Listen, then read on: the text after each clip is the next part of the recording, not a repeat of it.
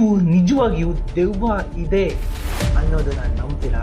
Good evil, ಬ್ಯಾಡ್ evil ಇದೆ ಅನ್ನೋದು ನಂಬ್ತೀರಾ? ನಿಜಕ್ಕೂ ಆ ಪುಟ್ಟ ಹುಡುಗಿಯ ಕಣ್ಣಿಗೆ ಕಂಡದ್ದು ಏನು? ಆ ಅಪಾರ್ಟ್ಮೆಂಟ್ನಲ್ಲಿ ದೆವ್ವ ಇದೆಯಾ ಇಲ್ವಾ? ಅಥವಾ ಅಲ್ಲಿನ ಜನರ ಮೂಢ ನಂಬಿಕೆನಾ? ಅಥವಾ ಆ ಹುಡುಗಿ ಹೇಳಿದಂತಹ ಕಟ್ಟು ಕಥೆನಾ?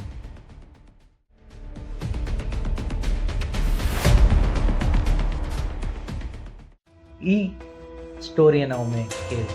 ನಾವೆಲ್ಲ ಅನ್ಕೋಬಹುದು ದೈವ ಶಕ್ತಿ ಇದೆ, ದುಷ್ಟ ಶಕ್ತಿ ಇಲ್ಲ. ಹಾಗೆ ಕೆಲವರು ಹೇಳ್ತಾರೆ ದುಷ್ಟ ಶಕ್ತಿ ದೈವ ಶಕ್ತಿ ಎರಡೂ ಇದೆ. ಹಾಗೆ ದೈವ ಶಕ್ತಿ ಶಕ್ತಿಯ ಅಭಾವ ಮತ್ತೆ ಶಕ್ತಿ ಅಪಾರವಾಗಿ ಹೆಚ್ಚಾಗಿರುತ್ತೆ ಅಂತ ಹೇಳ್ತಾರೆ. ನಮ್ಮ ಹಿರಿಯರು ಹೇಳಿದಂತಹ ಮಾತುಗಳಿದೆಯಲ್ಲ, ಆ ಮಾತುಗಳ ಪ್ರಕಾರ ಹೋಗೋದಾದ್ರೆ ದೆವ್ವ ಇದೆ, ದೇವರು ಕೂಡ ಇದ್ದಾರೆ. ಹಾಗೆ ದೆವ್ವ ಅನ್ನೋದು ನಾವು ಊಹೆ ಮಾಡಿಕೊಳ್ಳುವಂತಹ ಕಲ್ಪನೆ ಮಾಡಿಕೊಳ್ಳುವಂತಹ ಥಾಟ್ಸ್, ಯೋಚನೆಗಳು, ಅದರ ಪ್ರಕಾರವಾಗಿ ಅವಲಂಬನೆ ಆಗಿರುತ್ತೆ. ಈಗ ನೀವು ನೋಡ್ಬೋದು, ನನ್ನ ರೂಮಲ್ಲೂ ಕೂಡ ಇಲ್ಲಿ ಅಟ್ ಪ್ರೆಸೆಂಟ್ ನಾನು ಇರೋ ರೂಮಲ್ಲೂ ಕೂಡ ಆತ್ಮಗಳು ಇದೆ. ಆದರೆ ಅದು ಗುಡ್ ಆರ್ ಬ್ಯಾಡ್ ಎರಡು ಕೂಡ, ಒಂದು ಸಕಾರಾತ್ಮಕ ಮತ್ತು ಋಣಾತ್ಮಕ ಅನ್ನೋ ರೀತಿ ಇರುತ್ತೆ. ಈಗ ನಾನು ಹೇಳಿಕೊಳ್ತಿರುವಂತಹ ಈ ಸ್ಟೋರಿ ಬೆಂಗಳೂರಿನಲ್ಲಿರುವಂತಹ ಒಂದು ಅಪಾರ್ಟ್ಮೆಂಟ್ನಲ್ಲಿ ನಡೆದಂತಹ ನೈಜ ಘಟನೆ. ಈ ಕಥೆಯಲ್ಲಿ ಒಬ್ಬ ಪುಟ್ಟ ಹುಡುಗಿ, ಆ ಹುಡುಗಿಯ ಜೊತೆ ತನ್ನ ತಂದೆ ತಾಯಿ ಮೂವರು ಆ ಅಪಾರ್ಟ್ಮೆಂಟ್ನ ಒಂದು ಮನೆಯ ಬಳಿ ಬರ್ತಾರೆ.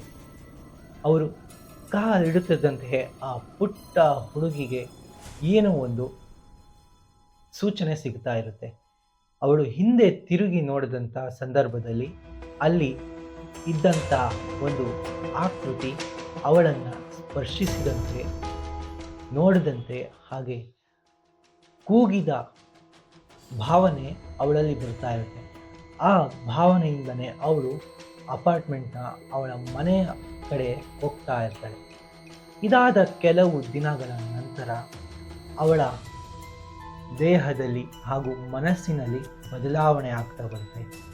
ಅದಾದ ಕೆಲವು ವಾರಗಳ ನಂತರ ಆ ಹುಡುಗಿಯ ವರ್ತನೆ, ಭಾವನೆ, ಹಾವಭಾವ ಎಲ್ಲವೂ ಬದಲಾವಣೆ ಆಗ್ತಾ ವಿಚಿತ್ರವಾಗಿ ವರ್ತಿಸೋಕೆ ಶುರು ಮಾಡ್ತಾರೆ.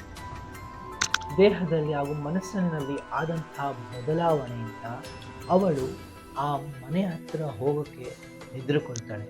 ಹಾಗೆ ಅಲ್ಲಿರುವಂಥ ಕಿಟಕಿಯ ಬಳಿ ಬಂದು ನೋಡೋಕ್ಕೂ ಕೂಡ ತುಂಬ ಭಯ ಪಡ್ತಾ ಇರ್ತಾಳೆ. ಆದರೆ ಇದ್ಯಾವುದು ತನ್ನ ತಂದೆ ತಾಯಿಗೆ ಗೊತ್ತಾಗ್ತಾ ಇರಲ್ಲ. ಇದಾದ ಕೆಲವು ದಿನಗಳ ನಂತರ ಆ ಹುಡುಗಿ ತನ್ನ ಮನೆಯ ಬಳಿ ಹೋಗಿ ಅಲ್ಲಿನ ಕಿಟಕಿ ಹತ್ರ ನೋಡ್ತಾ ಇದ್ದಾಗ ಆ ಕಿಟಕಿ ಬಳಿ ಯಾರೋ ಕುಳಿತಿರ್ತಾರೆ. ಅವಳು ನನ್ನ ಹತ್ರ ಬಾ ಅಂತ ಮಾತಾಡಿಸ್ತಾ ಇರ್ತಾರೆ ಅನ್ನೋ ಕೆಲವು ವರ್ತನೆಗಳು ಅವಳಲ್ಲಿ ಬದಲಾವಣೆ ಆಗ್ತಾ ಇರುತ್ತೆ. ಅವಳು ತನ್ನ ತಾಯಿಯ ಬಳಿ ಬಂದು, ಅಮ್ಮ ಅಲ್ಲಿ ನೋಡು, ಯಾರೋ ನನ್ನ ಕರೀತಾ ಇದ್ದಾರೆ ನೋಡು ಅಂತ ಹೇಳ್ತಾರೆ. ಆದರೆ ತನ್ನ ತಾಯಿ ಅದನ್ನೆಲ್ಲ ನೆಗ್ಲೆಕ್ಟ್ ಮಾಡ್ತಾಳೆ. ಆದರೆ ಈ ತನ್ನ ಮಗುವಿನ ಸ್ಥಿತಿ ಇಷ್ಟು ಗಂಭೀರ ಆಗುತ್ತೆ ಅಂತ ಯಾವತ್ತೂ ಯೋಚಿಸಿರಲಿಲ್ಲ. ಅದಾದ ನಂತರ ಆ ಮಗುವಿನ ಆರೋಗ್ಯ ಹದಗೆಡುತ್ತೆ. ಆಗ ತನ್ನ ತಾಯಿ ತುಂಬ ಗಾಬರಿಗೊಳ್ತಾಳೆ. ಕೆಲ ದಿನಗಳ ಬಳಿಕ ಆ ಮಹಿಳೆ ಅಡುಗೆ ಮನೆಯಲ್ಲಿ ಕೆಲಸ ಮಾಡ್ತಿದ್ದಂತಹ ಸಮಯದಲ್ಲಿ ಯಾರೋ ತನ್ನ ಹಿಂದೆ ಹೋದಂತೆ ಭಾಸ ಆಗ್ತಾಯಿತ್ತು, ತನ್ನನ್ನು ಎಳೆದಂತೆ ಭಾಸ ಆಗ್ತಾಯಿತ್ತು. ಅದಲ್ಲದೆ ಕಿಚನ್ನಲ್ಲಿ ಇರುವಂತಹ ಪದಾರ್ಥಗಳು, ಡಬ್ಬಗಳು ಕೆಳಕ್ಕೆ ಬಿದ್ದು ಒಡೆಯೋಕ್ಕೆ ಶುರುವಾದವು. ಹಾಗೆ ಹೊರಗಿನಿಂದ ಗೂಬೆ ಮನೆಯೊಳಕ್ಕೆ ಬಂದು ವಿಚಿತ್ರ ದನಿನಲ್ಲಿ ಶಬ್ದ ಮಾಡೋಕ್ಕೆ ಶುರುವಾಯಿತು. ಇದೆಲ್ಲ ಕಂಡಂತಹ ಮಹಿಳೆ ಒಂದು ಕ್ಷಣ ಭಯಭೀತರಾಗಿದ್ಲು. ಹಾಗೆ ತನ್ನ ಮಗಳು ಹೇಳುತ್ತಿರೋದು ನಿಜ ಅಂತ ಒಂದ್ಸರಿ ಅನ್ನಿಸ್ತು. ಇದಾದ 5 ದಿನಗಳ ನಂತರ ಮಹಿಳೆ ತನ್ನ ರೂಮಿನಲ್ಲಿ ಮಲಗಿರುವಂತಹ ಸಮಯದಲ್ಲಿ ರಾತ್ರಿ ಯಾರೋ ತನ್ನ ಬಳಿ ಬಂದು ಅಥವಾ ತನ್ನ ರೂಮಿನಲ್ಲಿ ಬಂದು ಶಬ್ದ ಮಾಡ್ತಿದ್ರು. ಆದರೆ ಅವಳು ತನ್ನ ಗಂಡನೇ ಇರಬಹುದು ಅಂತ ಹಾಗೆ ಸುಮ್ಮನಾದ್ಲು.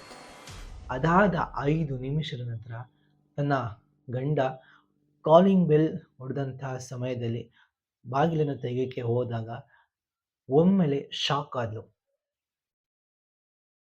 ನೀವು ಇವಾಗ ಬಂದ್ರಿ, ಆದ್ರೆ ಮೊದಲು ಇದ್ದವ್ರು ಯಾರು, ಮುಂಚೆ ಇದ್ದಿದ್ದು ಯಾರು, ಯಾರು ಇಷ್ಟೊತ್ತು ಓಡಾಡ್ತಾ ಇದ್ದಿದ್ದು ಅಂತ ಗಾಬರಿಯಿಂದ ಕೇಳಿದ್ಲು.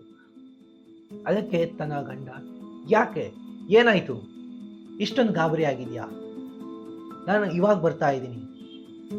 ಅದಕ್ಕೆ ತನ್ನ ಹೆಂಡತಿ ಏನು ಹೇಳಿದ್ಲು, ಹಾಗಿದ್ರೆ ಮೊದಲು ಇದ್ದಿದ್ದು ಯಾರು? ಆ ಮಹಿಳೆ ವಿಚಿತ್ರ ಘಟನೆನೆಲ್ಲ ನೋಡ್ತಿದ್ದಂತಹ ಸಂದರ್ಭದಲ್ಲಿ ಯಾರೋ ಬಾಗಿಲು ಬಡಿದ ಶಬ್ದ ಆಯ್ತು. ಹೋಗಿ ನೋಡಿದಾಗ ತನ್ನ ಗಂಡ ಬಂದಿರ್ತಾನೆ. ಈ ಎಲ್ಲ ವಿಚಿತ್ರ ಘಟನೆಗಳನ್ನ ನೋಡಿದಂತ ಆ ಮಹಿಳೆ ತನ್ನ ಗಂಡ ಬಂದಂತ ಸಂದರ್ಭದಲ್ಲಿ ಎಲ್ಲರನ್ನು ಕೂಡ ಹೇಳ್ತಾಳೆ. ಅದಾದ ನಂತರ ತನ್ನ ಗಂಡ ಕೂಡ ಅವರಿಬ್ಬರ ಮಾತನ್ನ ನಂಬ್ತಾ ಇರಲಿಲ್ಲ. ಆದ್ರೆ ಆ ಒಂದು ರಾತ್ರಿ ಮಾತ್ರ ಆ ಮೂವರಿಗೂ ಕೂಡ ವಿಚಿತ್ರ ಘಟನೆಗಳು ಕಣ್ಣ ಎದುರಿಗೆ ಕೂಡ ನಡೀತಾ ಇತ್ತು. ಈ ರಾತ್ರಿ ಹೇಗೆ ಕಳೆಯುತ್ತೇವೆ ಅನ್ನೋದನ್ನ ಅವರು ಕಣ್ಣು ಮುಂದೆನೂ ಕೂಡ ಕನಸಲ್ಲೂ ಕೂಡ ಊಹೆ ಮಾಡೋಕೆ ಆಗ್ತಿರ್ಲಿಲ್ಲ.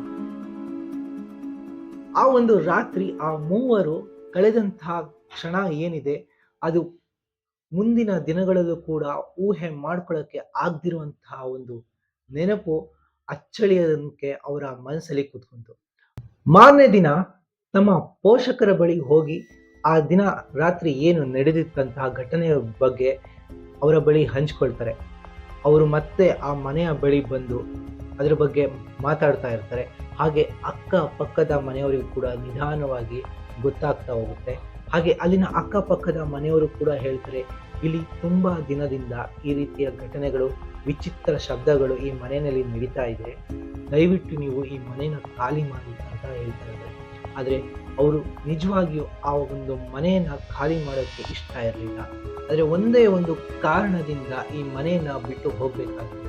ಅದೇನಂದ್ರೆ ಆ ಒಂದು ರಾತ್ರಿ ಅವರು ಅನುಭವಿಸಿದಂತಹ ಯಾತನೆ ಹಾಗೂ ಅಲ್ಲಿ ನಡೆದಂತಹ ವಿಚಿತ್ರ ಘಟನೆಗಳನ್ನ ನೆನಪಿಸಿಕೊಂಡಾಗ ತುಂಬಾ ಭಯ ಆಗ್ತಾ ಇತ್ತು.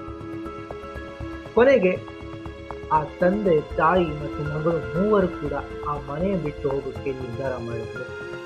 ಆ ಮೂವರು ಅಪಾರ್ಟ್ಮೆಂಟ್ನ ಆ ಮನೆಯನ್ನ ಖಾಲಿ ಮಾಡಿಕೊಂಡು ಹೋಗ್ತಿರುವಂತಹ ಸಂದರ್ಭದಲ್ಲಿ ಆ ಪುಟ್ಟ ಬಾಲಕಿ ಹಿಂದೆ ತಿರುಗಿ ನೋಡಿದಾಗ ಆ ಕಿಟಕಿ ಬಳಿ ಅಂಕಲ್ ಕೂತಿರ್ತಾರೆ. ಆ ಬಾಲಕಿ ಹೇಳ್ತಾಳೆ, ಅಮ್ಮ, ಅಂಕಲ್ ಅಲ್ಲೇ ಇದ್ದಾರೆ ಅಂತ. ಅಲ್ಲಿರುವಂತಹ ಜನರಿಗೆ ಒಂದು ಕ್ಷಣ ಶಾಕ್ ಆಗಿರುತ್ತೆ. ಈಗಲೂ ಕೂಡ ಅಲ್ಲಿನ ನಿವಾಸಿಗಳು ಹಾಗೂ ಅಕ್ಕಪಕ್ಕದಲ್ಲಿರುವಂತಹ ಜನರು ಆ ಮನೆ ಹತ್ರ ನೋಡೋಕೆ ಭಯ ಪಡ್ತಾರೆ. ಹಾಗೆ ಅಲ್ಲಿ ನಡೀತಿರುವಂತಹ ವಿಚಿತ್ರ ಘಟನೆಗಳನ್ನ ಕೇಳ್ತಾ ಇದ್ರೆ ಮೈ ನಡುಕ ಹುಟ್ಟಿಸುತ್ತೆ. ಆ ರೀತಿಯ ಒಂದು ಅನುಭವ ಅವರಿಗಾಗಿತ್ತು. ಇನ್ನು ಕೆಲವರು ಕೂಡ ಆ ಮನೆಯಲ್ಲಿ ವಿಚಿತ್ರ ಘಟನೆ ನಡೀತಾ ಇದೆ ಅನ್ನೋದು ಕೂಡ ಅಲ್ಲಿ ಮಾತಾಡ್ತಾ ಇದ್ದಾರೆ. ಇದು ನಿಜವಾಗಿಯೂ ನಡೆದಿಲ್ವಾ? ಈ ಸ್ಟೋರಿ ನಿಜವಾಗ್ಲೂ ನಡೆದಿದೆ. ಆದರೆ ನನ್ನ ಪ್ರಕಾರ ನಿಜವಾಗ್ಲೂ ದೆವ್ವ ಭೂತ ಇದೆಯಾ ಅಂತ ಅನ್ಸುತ್ತೆ. ಹಾಗೆ ಆ ಸ್ಟೋರಿನ ಓದಬೇಕಾದ್ರೆ ನಿಜವಾಗಿಯೂ ದೆವ್ವ ಭೂತ ಇದೆಯಾ, ಹಾಗೆ ದೈವಶಕ್ತಿ ದುಷ್ಟಶಕ್ತಿ ಎರಡೂ ಇದೆಯಾ ಅಂತ ಒಂದು ಪ್ರಶ್ನೆ ಬಂತು. ನಮ್ಮ ಹಿರಿಯರು ಹೇಳ್ಕೊಂಡು ಬಂದಿರುವಂತಹ ಪದ್ಧತಿ ಹಾಗೂ ಅವ್ರು ಹೇಳಿದಂಥ ಸಂಪ್ರದಾಯದ ಪ್ರಕಾರ ನಿಜವಾಗ್ಲೂ ದೈವಶಕ್ತಿ ಇದೆ ಅಂದರೆ ದುಷ್ಟಶಕ್ತಿ ಇದ್ದೇ ಇರುತ್ತೆ, ಅಂದರೆ ಎರಡೂ ಕೂಡ ಇದ್ದೇ ಇದೆ ಅಂತ ಹೇಳ್ತಾರೆ. ಆದರೆ ಈ ಸ್ಟೋರಿನಲ್ಲಿ ನಿಜವಾಗ್ಲೂ ಆ ಘಟನೆ ನಡೆದಿದೆಯಾ? ನನಗೂ ಕೂಡ ಒಂದು ರೀತಿಯಲ್ಲಿ ಕ್ವೆಶನ್ ಬಂತು. ಆದರೆ ನಿಜವಾಗ್ಲೂ ಅಲ್ಲಿರುವಂಥ ರಿಸರ್ಚ್ ಮಾಡಿದಂಥ ಸಂದರ್ಭದಲ್ಲಿ ನಿಜವಾಗ್ಲೂ ಅಲ್ಲಿ ನಡೆದಿದೆ ಅನ್ನೋದು ಕೂಡ ನನಗೆ ದೃಢ ಆಯಿತು. ಸೊ ಈ ಸ್ಟೋರಿ ನಿಜವಾಗ್ಲೂ ನಡೆದಿದೆ. ನೀವು ಕೂಡ ಬೇಕಾದ್ರೆ ಬೇರೆ ಎಲ್ಲಾದರೂ ಗೂಗಲ್ ಮಾಡಿ ನೋಡ್ಬೋದು. ಈ ಒಂದು ಖಾಸಗಿ ಚಾನೆಲ್ಗಳಲ್ಲೂ ಕೂಡ ಈ ಒಂದು ಘಟನೆ ನಡೆದಿದೆ ಅನ್ನೋದನ್ನ ಹೇಳ್ತಾ ಇದ್ದಾರೆ.